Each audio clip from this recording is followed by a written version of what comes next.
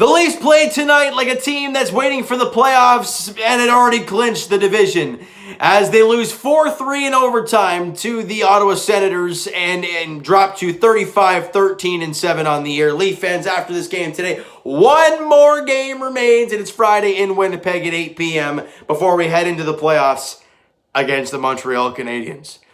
I hate it that we're playing Montreal this year. Not to do with the team, but the fact that we can't have fans in the stands. It would just be so much more rambunctious and crazy if the Leafs and Habs had a playoff series with a jam-packed Bell Center and a jam-packed Scotiabank Arena. Wouldn't that be something? But that can't happen, and it's very, very unfortunate. Now, back to this game, and I got to give credit to the Ottawa Senators. They've been playing some really good hockey lately. That team is going to be very good moving forward. They've built some great young pieces. They ended their season on a really good streak, and they ended on a very good note with an overtime win over the Leafs today. So I got to give credit where credit is due. The Sens are a great-looking young team moving forward.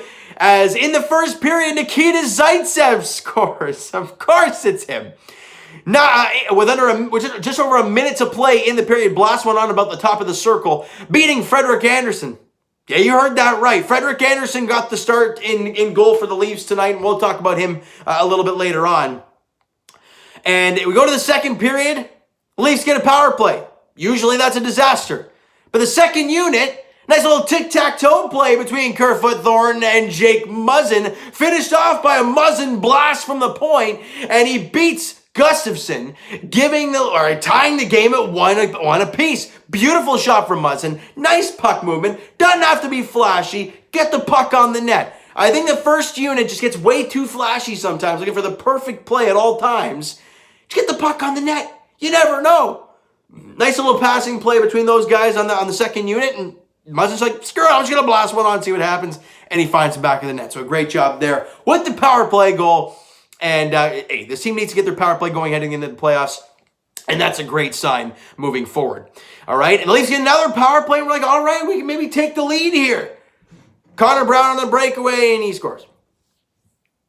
Another shorty for Connor Brown this year, and that was at 9:07 of the second period. Two Leaf players score goals in that, and the first two goals of the game for the Ottawa Senators are scored by former Leafs.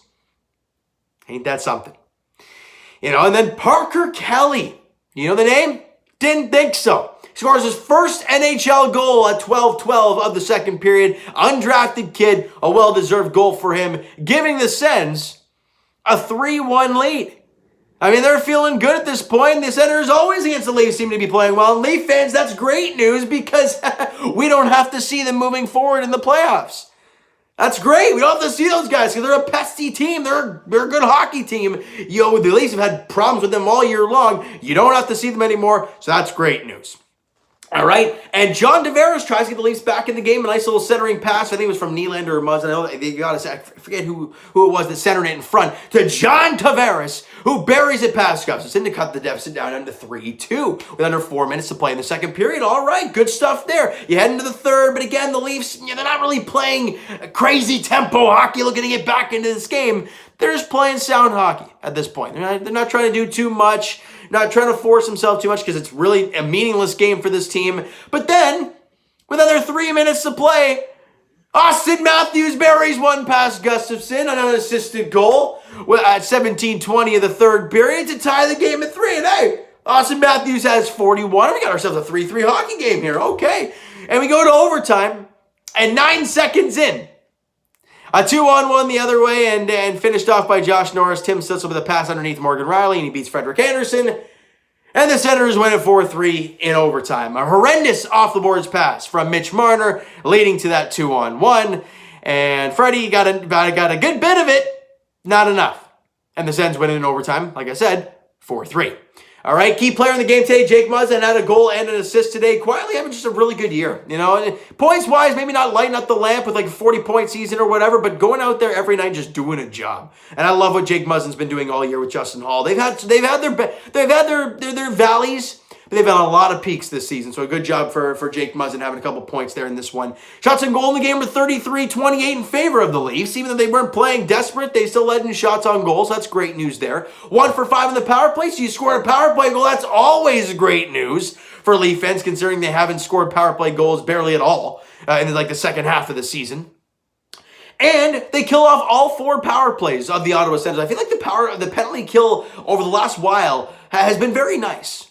And one moment in this game that I want to talk about before we get to Frederik Andersen was, I think, Brady Tkachuk crashing the net. And who goes after him? Nick Foligno. Oh, yeah. I mean, Leaf fans, we've not seen this too often. Other than Wayne Simmons going after guys a few times, you've not seen a guy go after someone just after a little, poke at Frederik Andersen. And Nick Foligno goes after Brady Tkachuk.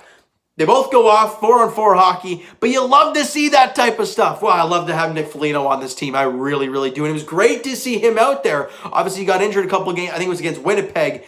And we're all kind of holding our breath a little bit because we gave up a first-round pick for this guy. So we're like, you better be okay. And he was out there today. Good. That's great news for Leaf fans moving forward that he was out there and playing. And in mid-season form, it looks like when it comes to in the face of Brady Tkachuk. So that's great news there. All right. And like I said, Frederik Andersen got the start today. The stat line, not pretty. 4 goals, 28 shots for Frederik Andersen. And Leaf fans, let me just say this right away before we even get into any crazy goalie controversy, because there isn't one. I'm going to be straight up and honest with you guys. There is not a goalie controversy. There can't be. Jack Campbell is your starting goaltender game 1 against Montreal. There's just no doubt about it. The only argument that anybody can have for Freddie going game 1 is this. That is the only thing. Because Jack Campbell has been the better goaltender. He's won more games than Frederik Andersen. He has to. Yeah, I mean, I haven't checked the numbers, but I'm assuming he has. The team plays great in front of him. And he's made a lot of big saves when your team needs him to. Frederik Andersen this year has had not very good numbers. Has not stayed healthy. He's been out for so long. Even if he plays that last game against Winnipeg, which I'm assuming, well, then again, you want Jack Campbell being kind of ready going into the playoffs. So do you play him against Winnipeg? I don't know. But let's say you play Freddie against Winnipeg. He's played 2 games in a matter of like 2 months. Are you really, and he hasn't been great. Are you really running out of that guy for game 1? Of course not. It's going to be Jack Campbell game 1. If it's not, I'm going to lose my marbles. And if Jack Campbell falters and does not play very well, which I don't see happening, Frederik Andersen is there if you need that. That is just my take on the playoff goalie situation. We'll get more into that in kind of like the playoff preview when we break down the series against Montreal Canadiens. But that's just my take on the goalie controversy or whatever you want to talk about. People are getting mad because Frederik Andersen came back and was not good today. And he hasn't been good. Like his Marley numbers were not good when he was down there having the conditioning stint. He wasn't pretty. He made some decent saves today, but 4 goals on 28 shots. It's not good enough. Yeah, I'm sorry. Like you can say, well, this goal wasn't his fault. 4 goals and 28 shots. In a playoff series, you can't nitpick and say, well, that goal, yeah, that's tough. No. 4 and 28 shots. That's all there is to it. In a playoff game, that's what you look at. How many goals did he allow? 4? Okay, that's not good. That's what we look at in the playoffs. All right? Now, Leaf fans, as I did mention, the next game and the final game of the regular season goes on Friday night in Winnipeg, 8 p.m. puck drop. Like I said in past videos towards this game, does it mean anything? No. It means squat. So do I expect the Leafs to win? No. Do I expect them to lose? No. Do I care if they win or lose? I mean, I'd like to see them win. But if they lose, I'm not going to lose my mind because it doesn't matter. All right, so you know what, guys? That's going to do it for this one. If you enjoyed the video and you enjoyed the game there this evening, because just watching hockey is always a pleasure, and watching a good team like Ottawa playing some pretty good hockey, if you enjoyed it, smack the like button. Do appreciate that, guys. Hit the subscribe button if you guys have not done so already. Comment down below your thoughts on the video, your thoughts on the game. What'd you like, what'd you not like from today's game from the Toronto Maple Leafs? What'd you think of Frederik Andersen's performance overall? Let me know in the comments below. Twitter is down below for myself. Follow, send me a DM, do that great stuff, guys. The Instagram link is down below, so follow up there if you have not done so already. And I'll talk to you guys. Raptors Edition, 3 games left for them. Tomorrow, 8 p.m., they're taking on the Chicago Bulls And if they lose that game in Chicago, they lock up the number 7 spot in the draft lottery. So we'll have to wait and see how tomorrow's game goes. As for the Blue Jays, they look for the you know what I'm talking about. 12:20 first pitch tomorrow against the Atlanta Braves. Ross Stripling on the mound for the Blue Jays. Charlie Morton on the mound for the Braves. And as for the Leafs. As for the Leafs, they take on the Winnipeg Jets on Friday night. 8 p.m. puck drop there as the Buds look to wrap their season up on a good note. Either way, just get the final game over and done with so we can look forward to the playoffs. All right, so thank you guys so much for listening and watching. Hope you enjoyed the video. We'll talk to you guys then.